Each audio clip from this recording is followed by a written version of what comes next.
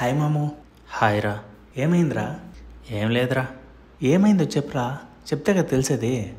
మొన్న నేను వచ్చేటప్పుడు ఒక యాక్సిడెంట్ చూశానురా. వాళ్ళ హస్బెండ్ స్పాట్లోనే చనిపోయాడు. వాళ్ళ ఫ్యామిలీకి వాడే పెద్ద దిక్కు అంట. అది చూసిన తర్వాత నుంచి మా ఫ్యామిలీకి నేనే కదా పెద్ద దిక్కు. నాకేదన్నా అయితే వాళ్ళ పరిస్థితి ఏంటి అని తెలుసుకొని బాధగా ఉందిరా. ఏం చేయాలి ఏం అర్థం కావట్లేదు. దీనికి సొల్యూషన్ ఏమన్నా ఉంటే బాగుండు. దీనికా బాధ? ఏంట్రా అంత సింపుల్గా అనేసావు? మరేంటి, నీకు టర్మ్ ఇన్సూరెన్స్ ఉందా? టర్మ్ ఇన్సూరెన్సా అంటే? రేపు నీకు ఏదన్నా అయ్యి నువ్వు కానీ చనిపోయినావు అనుకో, ఆ టర్మ్ ఇన్సూరెన్స్ వాళ్ళే నీ ఫ్యామిలీకి మనీ ఇస్తారు.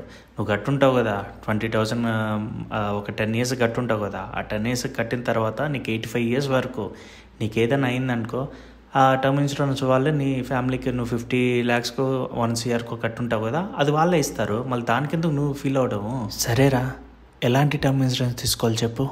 ఓకే,